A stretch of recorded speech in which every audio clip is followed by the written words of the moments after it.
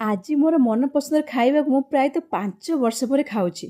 ଘରୁ ଯେତେବେଳେ ଆମେ ଦୂରରେ ରହୁନା କେବଳ ନିଜ ଲୋକ ନୁହେଁ ବରଂ ନିଜର ମନପସନ୍ଦ ଖାଇବା ଠାରୁ ମଧ୍ୟ ଦୂରେଇ ଯାଇଥାଉ। ଏଥର ଇଏ ଗାଁକୁ ଯିବା ଆଗରୁ ମୁଁ ଘରେ ଜଣେଇ ଦେଇଥିଲି ସିଏ ଆସିଲା ବେଳେ ତାଙ୍କ ହାତରେ ତାଳ ପିଠା କରିକି ନିହାତି ଦେବ। ମାନେ ଭୁଜା ବେଳେ ଆମ ବାଲେଶ୍ୱରର ଏ ତାଳ ପିଠା ମୋତେ ଆଉ ଗୋଟେ ପ୍ରିୟ ଜିନିଷ।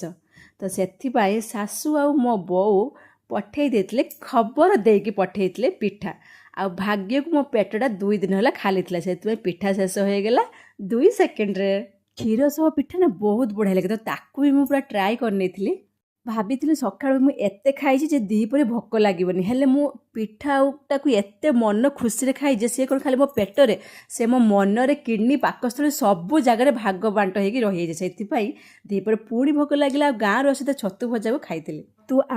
ଆଳୁ ଆଉ ଆମ୍ବୁଲର ବେସର, ଗାଁରୁ ଆସିଥିବା ଆମ୍ବ, କଲରା ଚିପ୍ସ ଆଉ ବୋଇତାଳୁ ଫୁଲ ବଡ଼ା, ଏଟା ମୋର ଫେଭରେଟ୍। ତାକୁ ପୁରା ଭଲରେ ବନେଇ ଦେଇଥିଲି, ସବୁ ଗାଁରୁ ଆସିଥିଲା ଆଉ ଭାତ ସହ ଖାଇଥିଲି। ଆଉ ପୁଣି ବାକି ଥିବା ତରକାରୀରେ ରାତିରେ ଭୁଜା ସହ ଏନ୍ଜୟ କରିଥିଲି। ରହୁଛି ଜୟ ଜଗନ୍ନାଥ।